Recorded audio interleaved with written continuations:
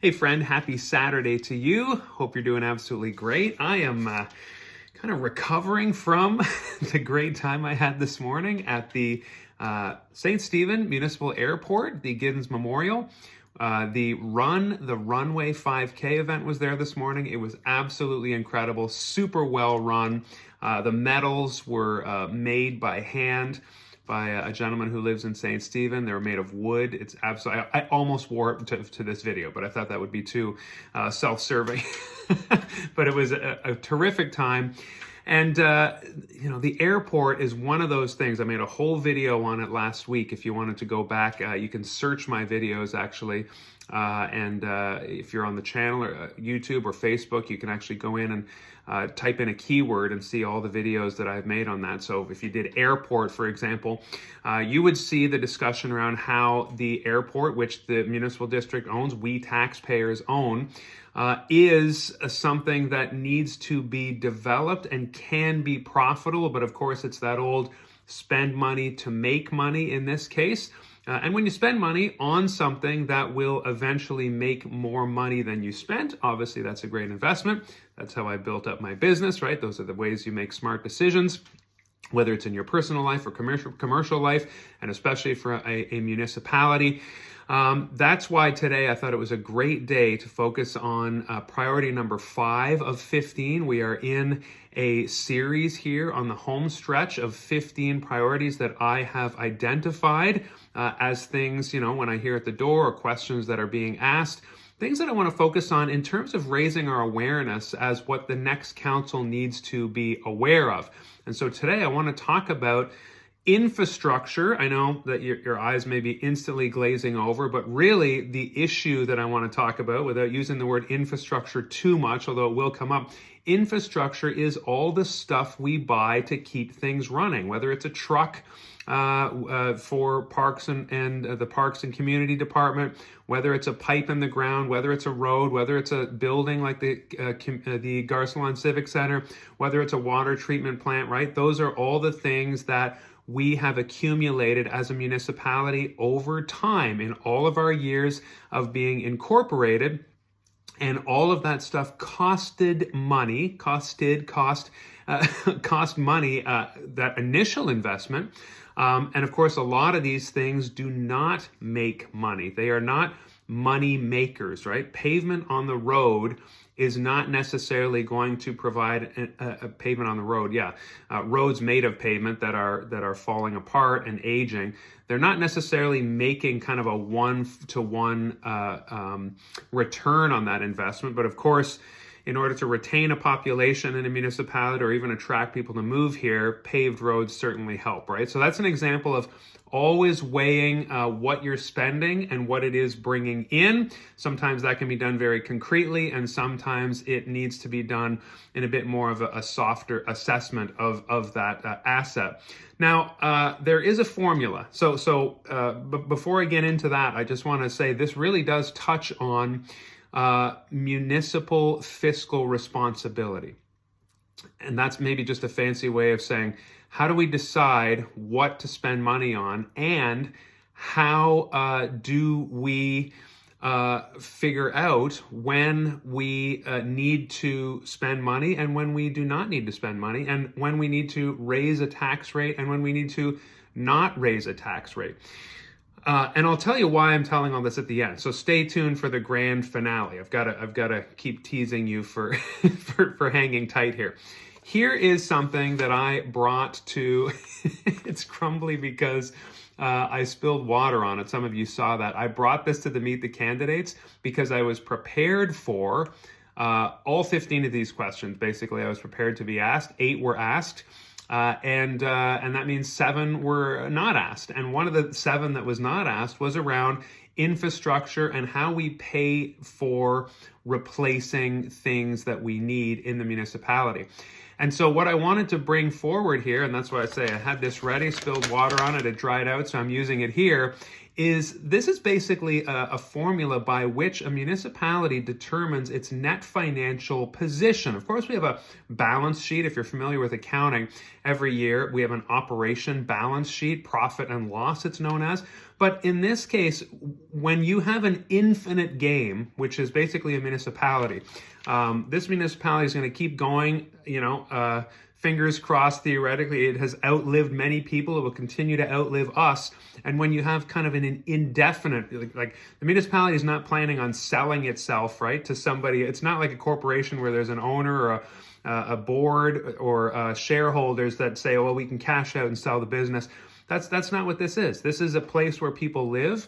It is incorporated as a nonprofit, and it's going to continue indefinitely into the future, ideally. So what that means is we need to always be thinking about our net financial position. So without getting too into the weeds here, but I really think this is helpful for you to know as somebody who pays taxes in our municipality. The formula for your net financial position of a municipality, this is a kind of unique, kind of unicorn style of accounting. This is municipal accounting. Cash plus infrastructure equals liabilities plus surplus. Let me explain this really quick. You raise cash in a municipality by bringing in tax money, getting provincial or federal grants, or charging fees for usage. So you can think of like building permits, or the Garceland Civic Center. When somebody uses that, they pay a fee, that kind of thing. Okay, so that's how municipalities raise money. So municipalities have an operating budget, right? Ours is between $14 and $15 million a year when all said is done, when all is said and done. And when we want to buy something, some infrastructure, let's say a truck, I want to use kind of the word, let's say $100,000 on some heavy-duty piece of equipment to keep the town running, a plow or something like that. We take the $100,000 from our cash pile, and then we move it into here and we buy that plow, right? So theoretically, we have turned cash into infrastructure. But because this is an equation of municipal accounting, what you do on one side of this equation, you have to do on the other. In this case, above needs to happen below. So that means the $100,000 would need to have come from surplus. Now, that could be a negative surplus. I don't want you to think that means like extra money laying around. This could be going into debt. This could be pulling on capital reserves, money we save for a rainy day, or it could be a combination of both. But just like up here, when we move cash to infrastructure, if you move $100,000 out of surplus, where does it go? Well, there's only one place left, right? Liabilities. And that's really important to remember, that everything we have purchased in all of our years of incorporation in St. Stephen, going back over 100 years, is a liability. So that means any time, and this is why it's really important to remember this as a council, and your council needs to think about this, and you need to know this as a taxpayer. Anytime your council purchases something, it is going to live here indefinitely. Why? Because we're loss averse as human beings. When the municipality gets something like a fleet of snowplows, we kind of want to continue to have that thing. It will be seen as a loss, a drawback, if we say, you know what, we can't afford plows anymore. In larger cities, when you look at municipal analyses of large cities, particularly in the United States, cities that are very capitalist with no social safety nets or that kind of thing, you will see entire neighborhoods in a city fail. This happened in a place like Detroit that went bankrupt. And when the municipality can no longer afford the pipes and the pavement or the policing for a certain area, they need to contract, right? And so you will see areas of the city stop receiving service completely. And that has been an incredible phenomenon of the last 10, 20 years. And so on a smaller scale like our municipality, whenever we add something that's a liability, it will need to be replaced. So brass tacks, real numbers here. If you're interested in St. Stephen's financial position, we have about $55 million worth of infrastructure. The reason why it's a liability is because it's always wearing out. A truck is always wearing out. A pipe is always wearing out. Now, annual operations is different, where you're paying salaries and things like that. You know, filling the swimming pool and kind of annual costs, replacing pencils. But capital items that are larger than that and outlive the 1 year of an operations budget are the capital fund. So that's why we have about $55 million worth of infrastructure when you do an asset inventory in St. Stephen. But because it needs to be replaced, according to this formula, it is sitting on the books technically as a liability. Now, operationally or financially, the Municipal District of St. Stephen is $3.7 million in debt, so financially. So, you know, if you look at an equation, you say $3.7 million in debt, but $55 million of assets, that's great. But again, if we wanted to pay off the debt, you would need to start selling things, like sell the Garcelon Civic Center, that kind of thing, which of course, that's an absurd example. We would never do that, but that is the give and take of a municipal budget. Now, when you look at the audited statements, and I'm going to put these in a link to that in the YouTube and Facebook video. So this is 2024, our most recent audit. You will see, and this is very important, you will see we have in the audited statements about $2.5 million of amortized infrastructure. It's actually 2.26, something like that, not 2.5, 2.6-ish, okay? And so what that means is we have that much deterioration on our assets every year, the things that are wearing out. This number can always be more precise with inventory, asset inventories done and audits in that regard. So we always want to see the municipality understanding what it has, what needs to be replaced at what rate, and that kind of thing. That is a special calculation. It's almost a science in itself. But we have, say, $2.2 million in wear and tear every year, let's call it that. And we are replacing that at $1.5 million, at a rate of $1.5 million a year. In the audited statements, you'll see that as acquisition of tangible capital assets. So that means basically we are adding capital assets. Sometimes that's just replacing something. Hopefully it's not adding too much. If you follow my videos at all, you've talked about how the municipality cannot be doing a shopping spree. Even when we are growing and developing, we can't be spending more and more money on things that need to be replaced. We can't always be taking cash, turning it into infrastructure, which means we're taking surplus and adding more liabilities, because we will start to not be able to catch up. So, and that's what I just kind of showed you, is if we're doing $2.2 or $2.3 million of wear and tear every year, but we're replacing it at a rate of 1.5, which is what our audited statements in 2024 show. That means, friends, we are only replacing our wearing infrastructure at 2/3 the rate that it should. Ideally, it would be 1 for 1, right? It would be deterioration, wear and tear is 2.2, and replacement is 2.2. So we're keeping up. Well, according to these statements, we are actually only replacing it at a rate of 2/3. So that gap, if you're doing the math quickly, that's $750,000 a year that we are behind in replacing what we have. Okay, and this is in addition to our financial debt, which is $3.7 million, and the municipality just borrowed $5 million to pave the roads.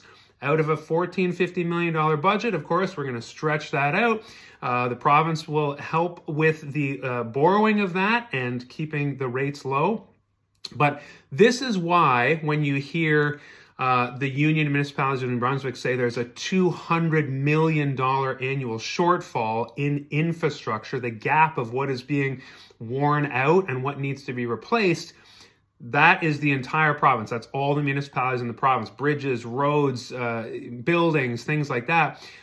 St. Stephen's contribution to that shortfall, you could say, is $750,000. So there are some options that the municipal government needs to make when it comes to this. Of course, it can be raising taxes. It needs to be lobbying the government for grants. It can be charging user fees for things. It can be leaning into more growth to increase the tax base, to get more tax rate, more return on taxes. It needs to be all of the above. If we just said we're going to make up this shortfall with taxing people more, according to our tax, we have a $9.5 million tax base or something like that, the levy. So I shouldn't say tax base. We raised $9.5 million in property taxes as a municipality. We'd have to raise taxes 8%, which would be an absolute shock. And so no municipality is going to do that. I would not do that. Your council will not do that. But I'm showing you, when we talk about lower taxes, or raise taxes, this is why. There is debt to be repaid and there is shortfall. And anytime we buy something new, whenever you're like, a municipality should do this or should do that, it's a liability. And we're already trying to catch up on over 100 years of things that the municipality has purchased. And of course, pipes that are breaking, pavement that is cracking, buildings that are falling apart, water systems that are aging, and that kind of thing. So that is a huge reality that your current council, your next council, councils all through the history of Municipal District of St. Stephen have been wrestling with. Freezing the tax rate or raising it to pay for things or keeping it low, and lobbying the governments for better ways to raise funds, and of course needing to increase the tax base, getting more people here paying property taxes to pay into our revenue streams so that we can replace what we have.